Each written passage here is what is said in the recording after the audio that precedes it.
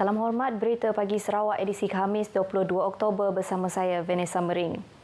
Kuasa otonomi imigresen dan kawalan penyakit berjangkit yang dimiliki Sarawak membolehkan kerajaan negeri mengurus penularan COVID-19 dengan baik. Menurut Ketua Menteri Datuk Patinggi Abang Johari Tun Openg, keupayaan ini dibuktikan menerusi tiada berlakunya kenaikan mendadak kes positif di negeri ini.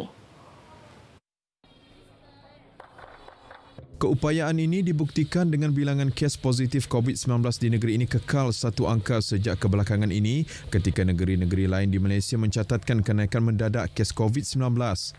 Datuk Patinggi Abang Johari Tun Openg menegaskan beliau mengarahkan Jawatankuasa Pengurusan Bencana Negeri JPBN Sarawak untuk bertegas tentang kemasukan orang luar ke negeri ini melalui pelaksanaan polisi mewajibkan mereka dikuarantin selama 14 hari dan menjalani ujian pengesanan COVID-19. To make sure that Sarawak remains active and Sarawak remains protected from other parts who have been very affected by COVID-19. Sebab itu sekarang komiti sudah extend up to November 15 quarantine. Abang Johari berucap di Majlis Perasmian Sayap Bangunan Baharu Gabungan Persatuan Cina Sibu. Dalam ucapannya, beliau memberitahu kerajaan negeri sedar bahawa pandemik ini sudah banyak menjejaskan kehidupan rakyat, terutama dari segi keuangan. Justru itu, pelbagai bantuan di bawah inisiatif Sarawakku Sayang dilancarkan untuk membantu individu dan syarikat-syarikat di negeri ini mengharungi tekanan keuangan sepanjang tempoh pandemik ini.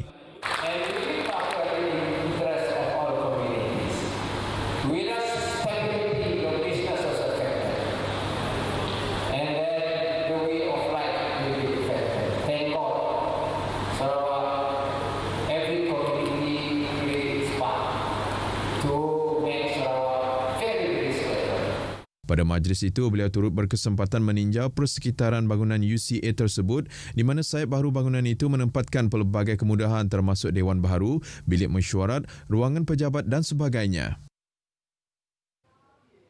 Dalam pada itu, Datuk Patinggi Abang Johari Tun Openg berkata, Kerajaan Sarawak komited membangunkan prasarana perpustakaan awam di negeri ini. Jelasnya, perpustakaan mendemokrasikan proses pembelajaran tanpa kekangan sukatan pelajaran, malah proses pembelajaran mengikut minat dan kecenderungan masing-masing. Jelas Datuk Patinggi Abang Johari Tun Openg, Pustaka Negeri Sarawak Pustaka adalah bukti kepada iltizam Kerajaan Sarawak untuk membangunkan sumber manusia. Negeri kita menuju ke arah negeri maju 2030. Dan kalau kita hendak menjadikan negeri maju, orangnya mestilah orang yang maju dari sudut intelektualisme. Dia boleh berfikir-fikir untuk mendapat satu ilmu yang baru kalau kita hendak mempertingkatkan kedudukan sosioekonomi negeri kita. Setakat ini, Alhamdulillah, saya rasa masa depan kita sudah jelas untuk tahun 2030. Apa yang perlu adalah kita menggalakkan anak-anak kita untuk mendapat ilmu yang setinggi-tingginya dan boleh bersaing dengan orang lain. Beliau berkata demikian ketika merasmikan Pustaka Sibu di Jalan Tun Tuanku Haji Bujang, Sungai Merah. Menurutnya, masyarakat perlu memanfaatkan kemudahan yang terdapat di Pustaka Sibu untuk meningkatkan ilmu pengetahuan. Kementerian Pelancongan, Kesenian dan Kebudayaan komited bangunkan semula sektor pelancongan di negeri ini yang terjejas akibat COVID-19 dengan berpandukan Pelan Induk Pelancongan Sarawak ketiga dari tahun 2020 hingga 2035. Menterinya Datuk Abdul Karim Rahman Hamzah berkata, ia akan memberi penekanan kepada model strategi pemasaran baharu yang mendorong pertumbuhan segera dan jangka panjang.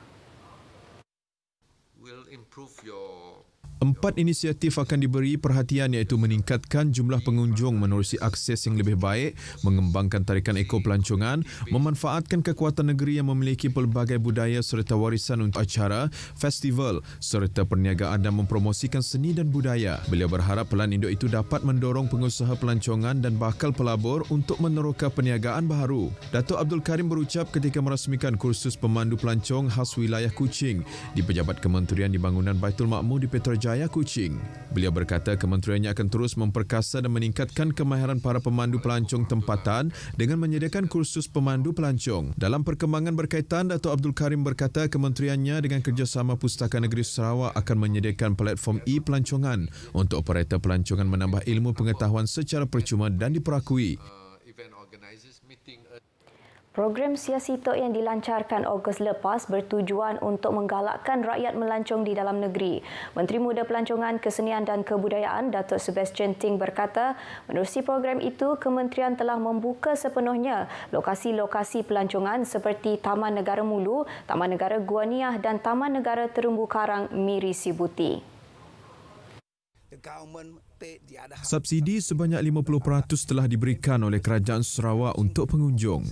The government take the other half, subsidize the other half lah, with the main purpose of encouraging our own people to go out to have our own site lah. Beliau berkata demikian ketika menutup bengkel kesedaran terumbu karang untuk media di Jeti Marina Miri. Dalam pada itu, Datuk Sebastian Ting berkata Kerajaan Sarawak akan memohon kepada Pertubuhan Kebudayaan, Saintifik Pendidikan Bangsa-Bangsa Bersatu UNESCO untuk menyenaraikan Taman Negara Gua Niah sebagai tapak warisan dunia. Ini berikutan penemuan tulang manusia berusia 65,000 tahun oleh para arkeologi di Gua Niah pada 2017.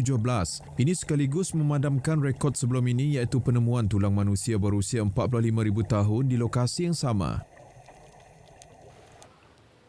Impian jadi kenyataan. Penduduk daerah Belaga bakal memiliki sebuah masjid yang dijangka siap pada 18 Oktober 2022. Pembinaan Masjid Daerah Belaga telah pun memulakan kerja-kerja pembinaannya di tapak seluas 1.05 hektar berdekatan simpang Jalan Bukit Jayong, Long Amor Belaga kira-kira 3 km dari Pekan Belaga.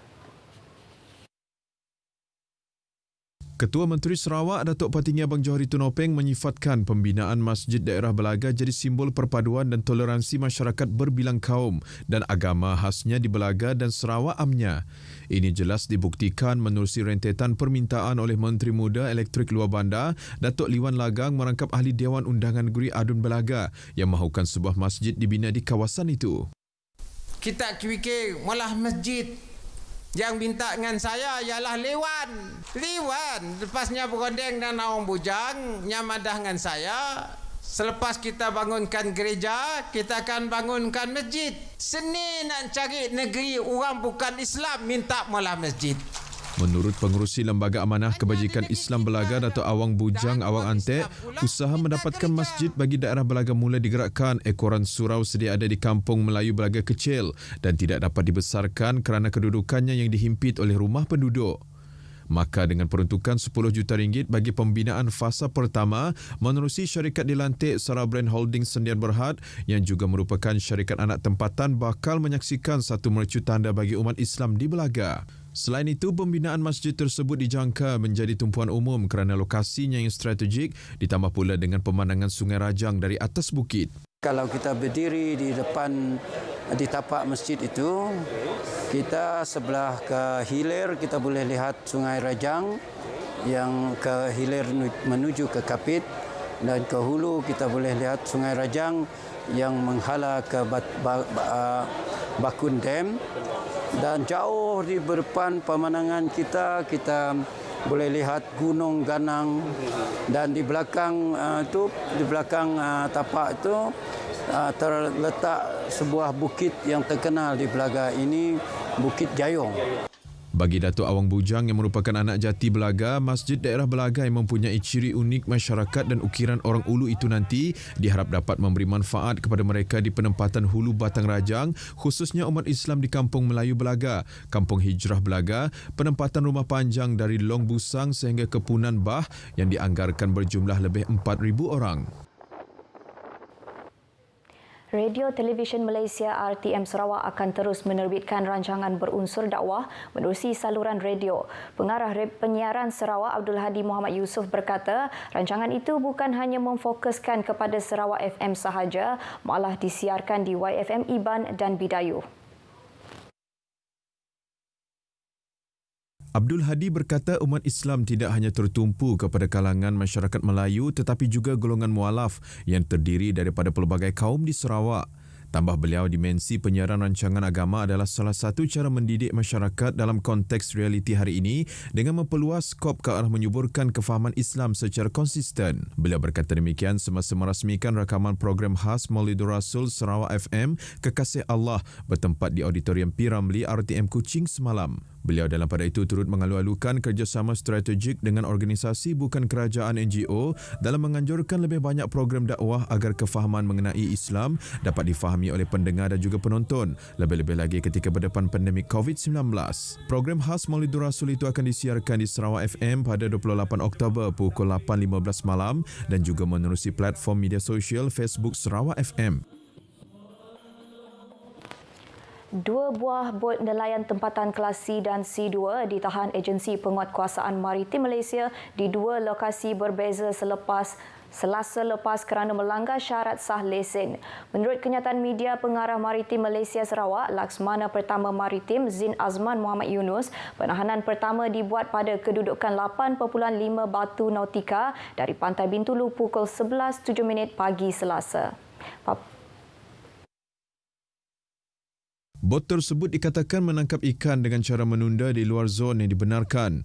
7 kru terdiri daripada 5 lelaki warga tempatan dan 2 lelaki warga Indonesia berusia antara 15 dan 59 tahun turut ditahan. Laksmana Pertama Maritim Zin Azman Muhammad Yunus berkata penahanan kedua pula dilakukan pada kedudukan 25.7 batu nautika dari Tanjung Batu pukul 4.20 petang Selasa. Hasil pemeriksaan mendapati bot tersebut melakukan aktiviti penangkapan ikan kurang daripada 30 batu nautika dan telah melanggar syarat lesen. 5 kru warga Indonesia berusia antara 23 dan 42 tahun ditahan. Hasil tangkapan seberat 300 kg juga dirampas.